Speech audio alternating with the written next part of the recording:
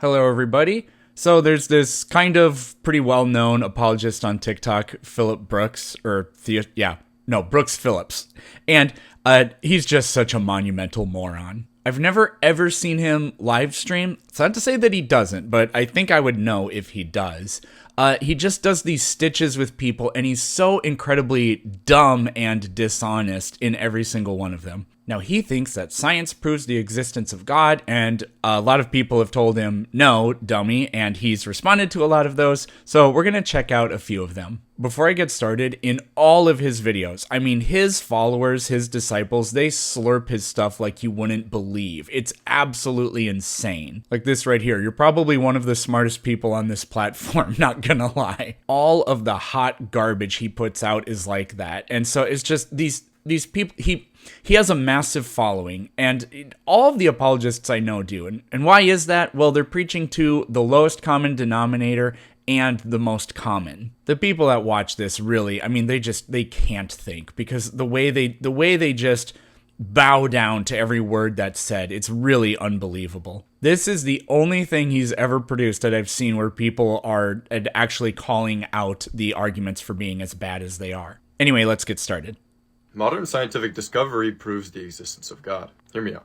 Okay, well, we have to pause right away. So not only does it not do that, but it could never in principle even do that. There's no scientific method that exists. There's really no methodology at all that exists to be able to confirm like magic, miracles, or some cosmic being that exists in some sort of separate reality. God isn't even a hypothesis. It's just an argument.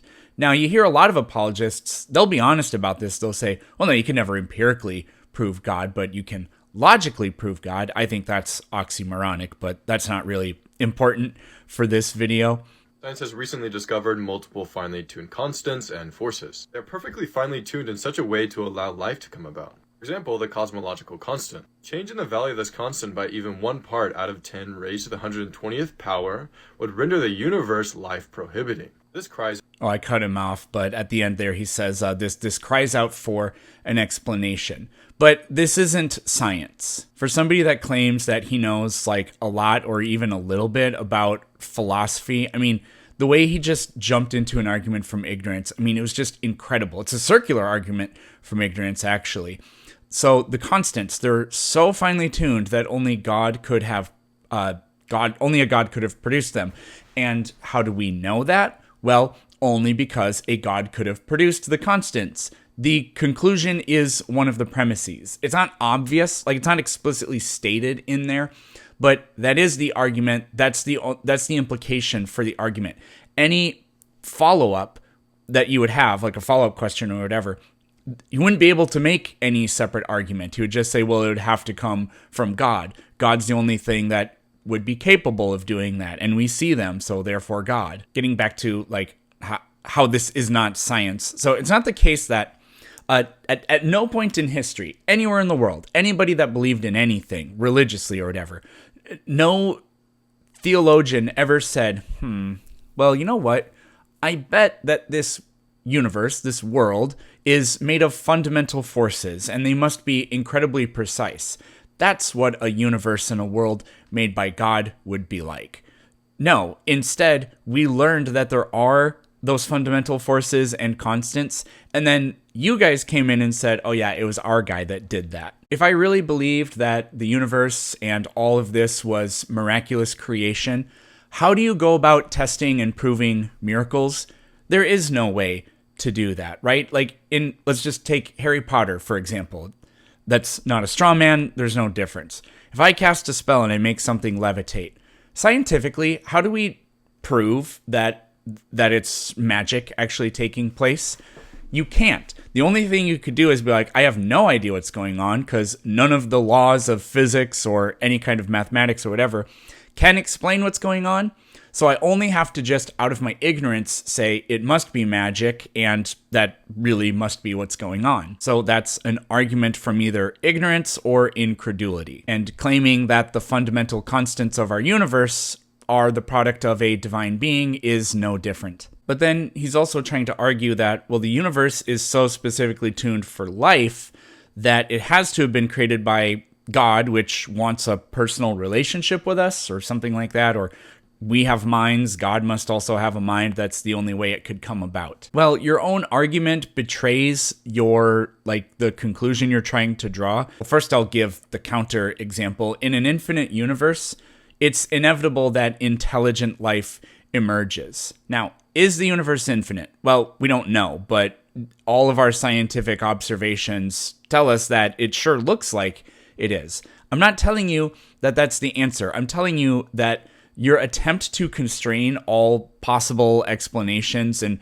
render only one explanation to be the only one that works, or the one that's most likely, or even likely at all, to have a likelihood above 0, or a likelihood that can even be quantified, that's fatally flawed. You can't quantify your position. You have no priors, there's no credence, there's no methodology, and you have no tests or predictions. And then the internal critique would be, maybe a God created the universe, and that universe is finely tuned for life. That's perfectly fine. That would make life an inevitable product of the universe, which would therefore render any creation story, any miraculous creation of life, completely unnecessary. And God creates the universe, and then from that point, everything that unfolds before us with regard to life or whatever is just completely naturalistic in every way. So this would be a universe that doesn't look any different from a universe where there is no God. Not really, except for the unanswered question of where did the universe come from, and does a universe come from anywhere? So I highly doubt that Brooks believes this. Maybe Brooks does believe in abiogenesis and evolution, but even if they do believe that, that still leaves us with infinite possibilities, because whatever God is, we can imagine that God in any way we want. It's not just the Christian God that's the only God capable of creating a universe, creating life, etc., etc., etc. So this guy, he's not a deist, he's a Christian. And if you're going to argue, well, there's an infinite possible range of gods that could exist, as a way to argue for your specific position, I mean, that's just dishonest. And did he say that?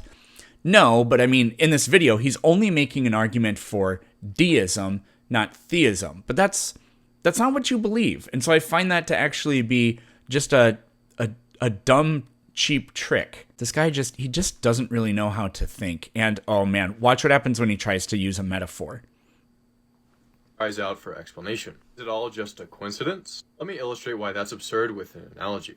The probability of getting a royal flush is very low. Suppose you are playing with a friend that gets it. If you got it 3 times in a row, you would definitely question if he was cheating. But if you got 10 in a row, any rational person would say that he was cheating. The odds of our universe being finely tuned for life is comparable to getting 50 royal flushes in a row. Rational people would reject that luck gave my friend 10 royal flushes in a row. Why would you accept that life came about by chance when it's comparable to 50? Imagining all the possible naturalistic universes, the ones with life are far... Okay, we'll have to pause it there. So, first of all, there's the whole, no, life did not come about through random chance thing. That's a completely stupid straw man argument. Those fundamental forces, those constants that you're talking about, those are not random. People just have no clue what the word random means. Every time people, theists or whatever, talk about randomness, what they mean is, well, I don't know what it is. So the fundamental forces and constants, they're not random. Okay, but then they'll just say, but where did they come from? We don't know. As if that's randomness. So that analogy, I just can't believe that he would, well, actually, I can believe that he would make that, because like we've said, the people that slurp his content, they certainly don't critically think. So he can get away with saying whatever stupid shit he wants, and they'll just, yas, queen, whatever it is. I mean, that was so incredibly bad, and here's why. In his attempt to argue for supernatural intervention, a god existing, whatever, he gave an example that invokes no supernatural intervention. And no, that's not how metaphors work. His metaphor excluded the work of divine intervention, miracles, the supernatural, whatever. In his own words, the best explanation was cheating, or in other words, some ordinary physical process. He's so incredibly bad at metaphors. We'll probably see some later. So if the metaphor completely fails, and if the universe is finely tuned for life, making life inevitable, so we don't need to interject God anywhere, and we don't know where the constants come from or why we have them, then at what point here does it become appropriate to make the leap that God must have done it? Well, this guy certainly has no idea because he hasn't told us. We've already gone over the only way to invoke that explanation is to engage in either blind faith, I believe it because I believe it, circular reasoning, or you can do what he's doing, hijack scientific lingo while not understanding like even philosophically how science works, and just to beg the question. Speaking of that, I don't know if you guys can read this. I don't know how well the resolution will come through, but this is what it says. 1. The likelihood that a life-permitting universe exists on atheism is vanishingly small. 2. The likelihood that a life-permitting universe exists on theism is not vanishingly small. 3. Thus, the existence of a life-permitting universe strongly favors theism over atheism. How could you write that and not see that you're begging the question, that your second premise and your conclusion are the same thing? Are outnumbered by the ones without life. So under atheism, it is unexpected that we exist. If God exists, we would expect that. Actually, our existence proves the existence of God. God bless. So that's also really incredibly stupid. Under atheism, we wouldn't expect to exist. I'm an atheist. Maybe you're an atheist too.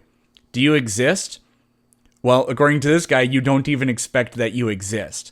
Like, what is that? What are you doing? Also, why do people not get this? Atheism is not a belief system. It's not a methodology. You don't do anything under atheism. That just doesn't make any sense. Now, scientists have come up for explanations about the universe and life and where it comes from and things like that. That is not atheism, and also it doesn't make us not expect there to be life. We have scientific explanations for life and why a universe has the structure that it does. Somebody responded to that, and he responded to it, so we're going to respond to him responding to a guy responding to his video. Modern scientific discovery proves the existence of God. Even you must recognize that what you just said is complete and total bullshit. All right. So I don't know if any of you are shocked, because maybe none of you have any idea who this is, but this guy goes by the older millennial, and he is so stupid. I have never heard him say something that you could even remotely say is a good take, or I've actually never heard him say something true. I mean, it's that bad. Just if you want to go see his content, go ahead, but it's just unbelievable. It sucks to agree with him, but that's the reality.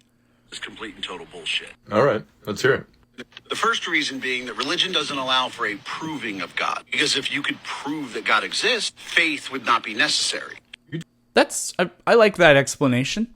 You do not define faith for the Christian. That's not how this works. We have to look to the...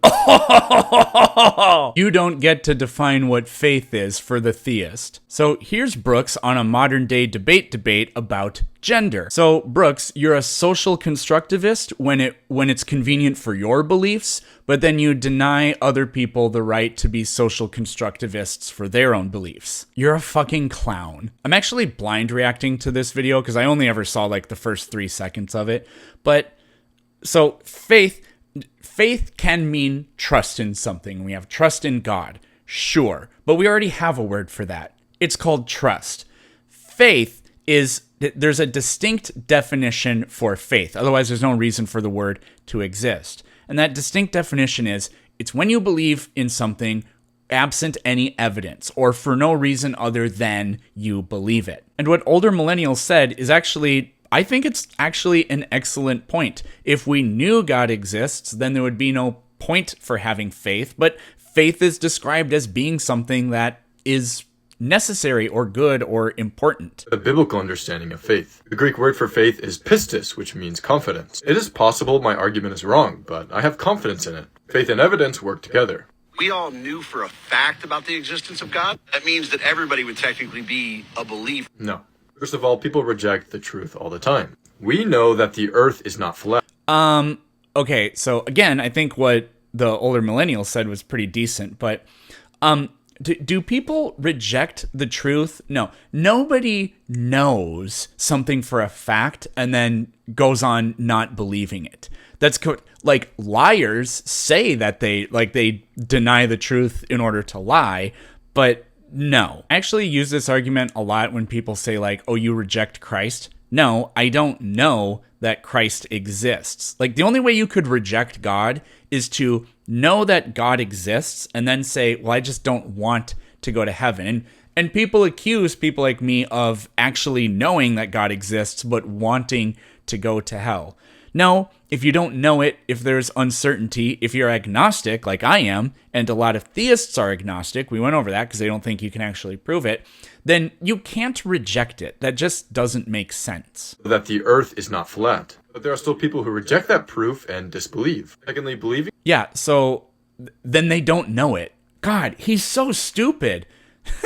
that God exists wouldn't make you a believer in the relevant sense. The Bible explains even the demons believe. So let me try to be generous. He's saying that there are things that can be proven that people reject, but he's really conflating knowing something and still, like, you know it and you reject it with something is knowable and not knowing about it. That's not rejecting something. He's so bad at making these arguments that when you respond to them, he can always, and you'll see him, well, I don't know if you'll see this, but he very often, when somebody responds to something, he'll go, I never said blank. It's like, well, A, it's implied in what you said, or B, you really did, or C, that's based on your inability to produce a decent argument.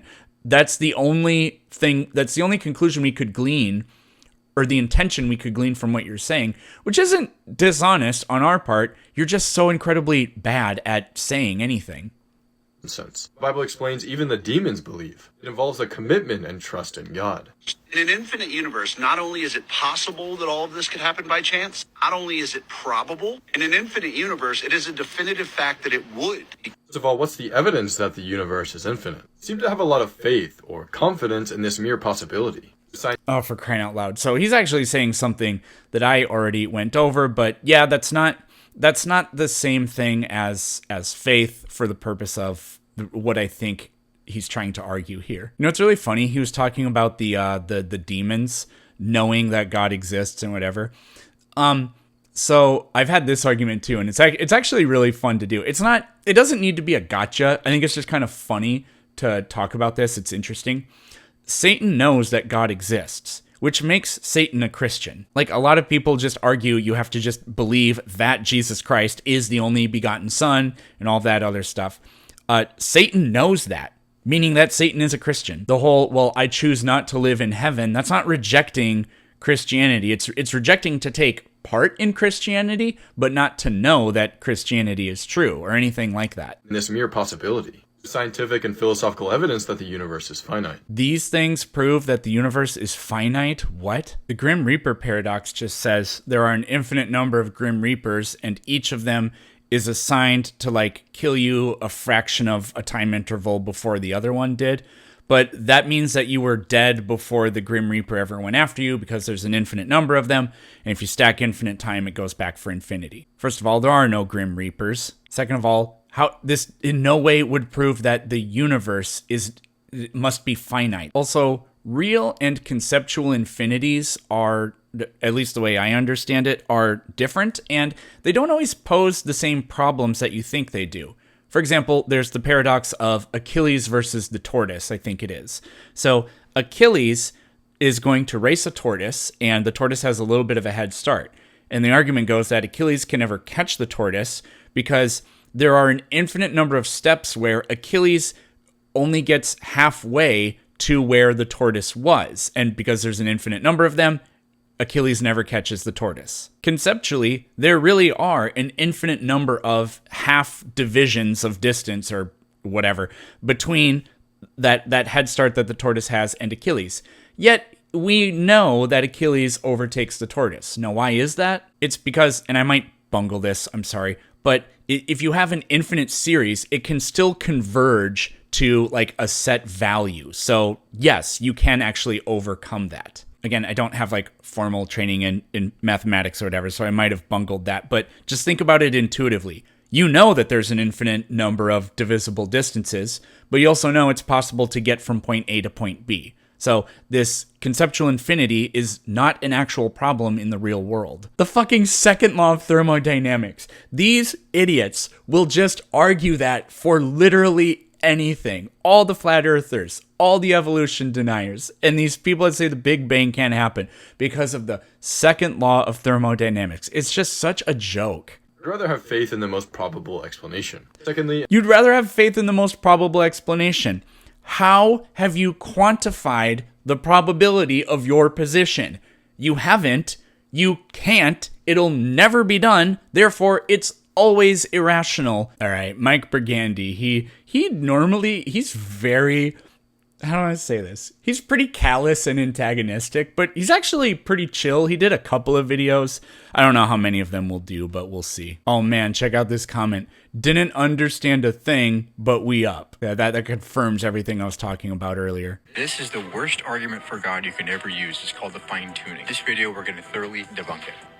all right, let's hear it. Recently discovered multiple finely tuned constants and forces. They're perfectly finely tuned in such a way to allow life to come about. No, physicists don't think the universe was tuned for life. Oh, Mike, you're off to a bad start. A lot of physicists think that. One of the most famous examples is Stephen Hawking. He's quoted saying, So the universe appears to be that way, but they don't think that the universe was produced intentionally to produce life or anything like that. the remarkable fact is that these values seem to be very finely adjusted to allow life to come about. There's a lot to cover, so let's keep going.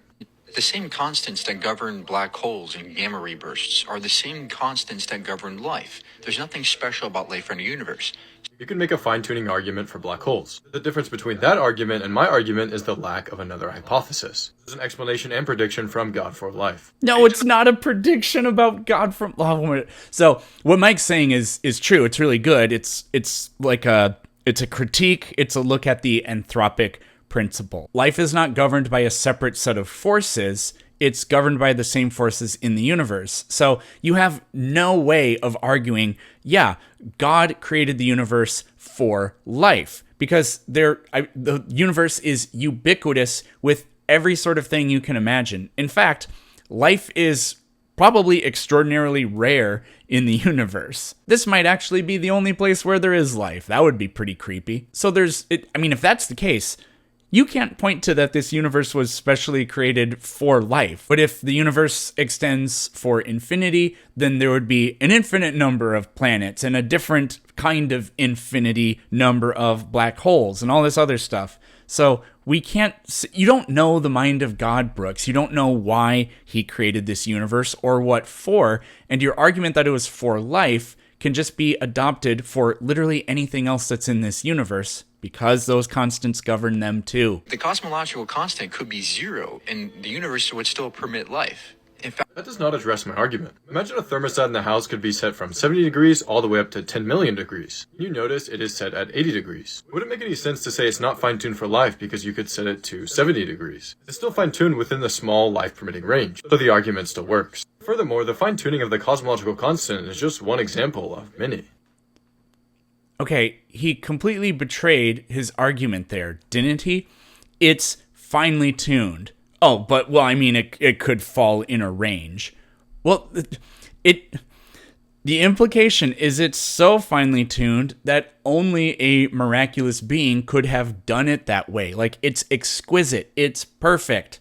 But it could be other things too. Like, what? I don't know if either of them will get into this, but also, the multiverse idea would get rid of the idea that these are the only constants that can work.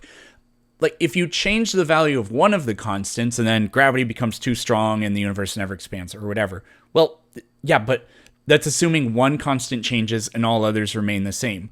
What if they all change? We have no idea what the range of possibilities are. Again, I'm not telling you that there is a multiverse. I'm not saying, ooh, a multiverse, that's how I can disprove God. But it's not impossible. Pretty sure the smartest people in the world say, the math checks out, we just don't know. What if the other constants change to accommodate, like a seesaw? What if you change one of the Yeah, constants so they and did the other talk about constant that. changes, so it maintains its structure What's and his life? response? First of all, there's no reason to believe that. For example, changing the cosmological constant What? Why not? would do absolutely nothing to the mass of protons. Secondly, even if that was the case, it seems to be even more fine-tuned. The explanation for why What? these laws depend on each other to produce life. Not only depend on each other to prohibit life. Also, what Did I misunderstand what Mike was saying, or did he just completely not even engage with it? The thing about the mass of the proton, I don't know what they're talking about. Would changing all the constants mean that does the proton have to have the mass that it does, no matter what the constants are? I've never heard anybody say that that's the case. But he also just goes, oh, well, then it's even more finely tuned than I thought. 5 seconds after saying, well, yeah, I mean, there could be a range. That's not a problem. Is comparable to getting 50 royal flushes in a row. No, we only have one universe to go by. We don't have different types of universes to Ding, ding, ding. compare or to assess the probability of us being. You have a garbage interpretation of probability. For example, imagine we What? go to Mars for the first time and we find a very advanced spacecraft. Technology is like nothing we've ever seen before. People would say aliens probably made that. And Mike would say, no, you can't say that because we only have one sample size. That's absurd, little What? What the hell was that? He's just so fucking stupid. So we don't know why the universe has the structure, the constants that it does. Maybe they could come in various different forms. None of this points to a god did it. Then his argument about we find some sort of technology on Mars. Maybe it was aliens. Maybe it was we don't know which aliens. We can imagine an infinite range of different aliens. Or maybe it was a god. Which god? We can imagine an infinite range of gods that just miraculously put that technology there. And you were talking, you said Bayesian reasoning earlier. How do you not get that we have not established any priors? There is no credence to any explanation. Now, I would say the alien argument is probably would be better than the miraculous creation of this technology for this case, because we know we exist, and there's no reason that aliens couldn't exist, especially if the universe is finely tuned for life. Now, Brooks didn't argue that God made the technology. I get that, but that's not the point. The point is his analogy doesn't help him get us to understand. It doesn't convince us that, see, my argument is converging on one thing. It converges on nothing. It could be arranged from an infinite number of universes to only ours. And if there's an infinite number of universes, then ours is inevitable. It's going to happen. There is no evidence for that. You would have. That's not the point. The point is when you say that your argument or that the science or whatever, the constants or whatever, prove God, they don't, because these explanations are possible explanations. In that other video with the older millennial guy, you said you could be wrong. How is it that you could be wrong, but then you just dismiss everything as there's no evidence for that? And you don't have evidence. You just assert that what we see is the evidence. You have to posit an infinite number of causes while I only need one. So by Occam's razor, we should prefer. Ours is inevitable. It's going to happen. There is no evidence for that. We would have to posit an infinite number of causes while I only need one. So by Occam's razor, we should prefer my explanation. And where are the infinite number of different causes? Because there are infinite universes? That's not an infinite number of causes. They could all come about through the same, whatever process that produces one can produce all of them. That's not infinite regression. That's not infinite causes. But even if it were, a magical supernatural being, that's Occam's razor. The simplest explanation is the most complex thing imaginable, something that we can't understand. We wouldn't expect fine-tuning at all if God exists. even if this was true, my argument would still work. I only need to show it's not as unlikely as under atheism. For example, imagine Brooks was here was written in the snow. One explanation says, oh, it was just chance that the snow fell in that way. The other explanation is, some person did it. Even if I cannot predict that person would write that, it is still a more likely explanation. But regardless, I would argue that theism strongly predicts life. Briefly, that God desires a relationship with embodied moral agents. Because God... Okay, so that's really just begging the question. That's not a prediction. That's a post-diction. So that Brooks is here in the snow thing, that's basically the watchmaker thing. But the universe, is the universe designed?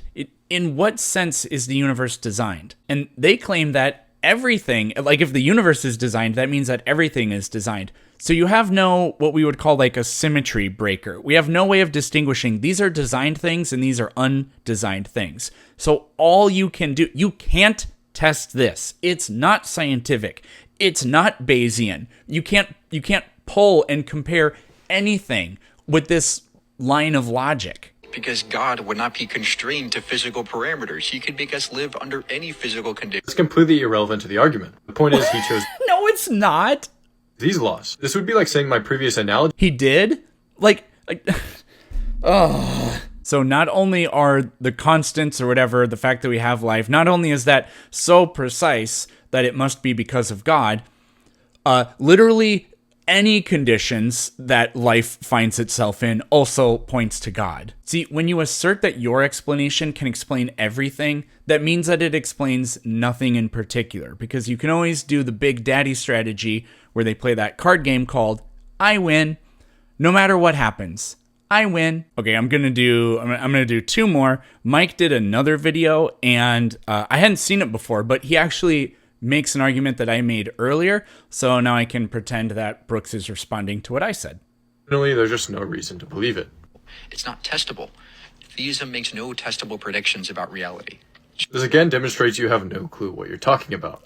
That isn't necessary. Imagine all the evidence of a crime It's not necessary that it can't be tested and that it can't make predictions.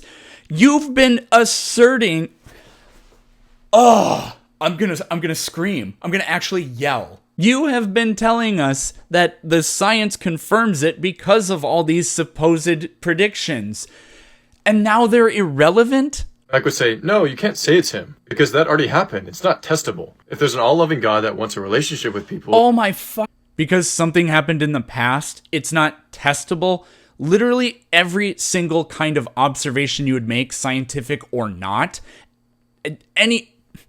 it's all in the past. Literally everything. The photons have to hit your eye. You have to think. It's all about what's in the past. Nobody says that we can't test the past, except for usually like young earth creationists and evolution deniers use that tactic because they say evolution's an unfalsifiable hypothetical or whatever. I just can't fucking believe that he's saying these things. Well, then we would expect him to create people. We don't need that to be testable. Just as you say, you Why not? Man, he didn't say... Why not? predict life under God. I can say I predict life under cat in the hat-ism, right? Or a magic avocado. You can Exactly. label it whatever you want. Exactly. Still admitting a conscious agent that fine-tuned and thus admitting the genus of theism. So if God What? is tuning No. How did he make the counter argument and then just revert back? the universe for life, he wants that one thing. He wants life and life alone. He doesn't. That does not logically follow. These things aren't mutually exclusive. No one is claiming they are fine-tuned for life alone. There's a lethic aesthetic. Sure, but if it's not fine-tuned for life alone, then why... Then what argument that God desires life over black holes or anything else is there? We've already done this. I mean, I'm pretty tired of it. I want to show you one other video. So this guy, Kevin, he's a theist, but he's pretty darn smart. Now, he and I had a really, really not a good back and forth run-in, and he blocked me on TikTok, actually, so I have to do this on a different browser. But he does a really good job of just explaining how this Brooks kid has no fucking clue what he's talking about or how to make an argument. I'm not even going to give commentary. I'm just going to let it play out, and that's how we'll end. If I'm wrong and God is actually a good God, I have nothing to worry about. All right, let's hear it. All right, let's analyze these claims. A good God would not condemn me to hell for refusing to bow to the idol. How do you know? As fallible human beings, we can be mistaken about our moral belief. So this is what we call an argument from skepticism. It achieves nothing. Absolutely nothing follows from the fact that you could be wrong about some claim. You could be wrong that you're awake right now. You could be in a dream. Does that mean you should give up the belief that you're awake right now? No. Position is unjustifiably arrogant. We're essentially claiming the all-knowing, eternally perfect God must have the exact same moral beliefs as you. This is what we call question begging. It's when you assume your own conclusion in your premises. G has asserted that a particular conception of God is immoral. He begs the question by making this into the claim that the morally perfect God has to agree with her moral beliefs. The argument was about whether this conception of God was moral. So you can't win the argument by assuming that the conception of God is moral.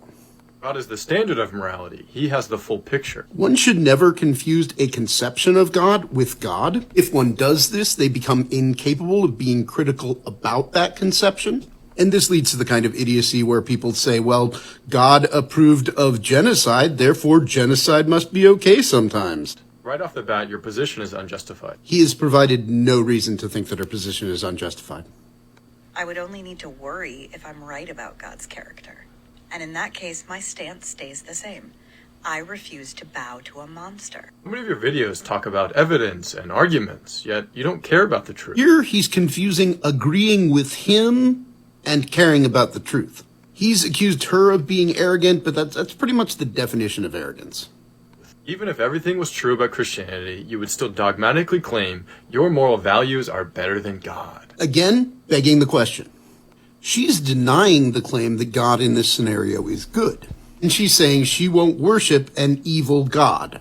And actually, the Christians should entirely agree with her here. If the thing requesting worship is not good, then it's not really God, it's an idol, it shouldn't be worshipped. To argue against her on this would be to claim that she should worship an evil being. That doesn't sound right. Suppose you are better than the very standard of good. Again, confusing a conception of God with God. There are no monsters give up their life for others. Again, begging the question. She doesn't accept that. Why, what are you doing? There's only one thing that sounds worse to me than an eternity in hell. And that's an eternity spent in heaven with the God who would create hell. You think you know it all. Hell is for those who rebel and continue to rebel against God. Response is irrelevant to the argument. If God is evil for creating hell, and God did create hell, then God is evil, God shouldn't be worshipped, God should be rejected, so the people in hell are doing the right thing. At this point, he's just arguing against a position that she hasn't taken. My question to you is, what if you're right? Can you actually enjoy a paradise that involves the torture of people below your feet? When we meet God face to face, sin will no longer prevent us from seeing God as the greatest good, and us seeing the seriousness of sin. Our happiness will no longer be in temporal things. If going to heaven makes us not care about people being tortured, does it make us into sociopaths? I can't figure out how he thinks this stands as an argument in favor of his position. And we will fully understand the severity and gravity of sin. So it would be like the knowledge of people suffering in prison today. And you're not concerned about the suffering of people who are in prison? If you understand they are in prison for a just reason, it does not prevent you from being happy. You think that everybody in prison deserves to be there? There's a whole part of the Bible that's about how you should go and care for those in prison? You think your happiness should not be bothered by... What? In the same way, we will have no doubt that those in hell objectively deserve to be there. Again, begging the question, but I'm actually less worried about the fallacies at this point than I am about the moral turpitude. So, in summary, his video refuses to engage directly with her argument, repeatedly begs the question, and makes very questionable appeals to moral skepticism, and reveals some potentially serious moral problems. Jesus is disappointed. Go visit some people in prison. Yeah, to like that last point, that's very typical Christian behavior. They all deserve it, don't they? Well, thanks for being here. I'll see everybody soon.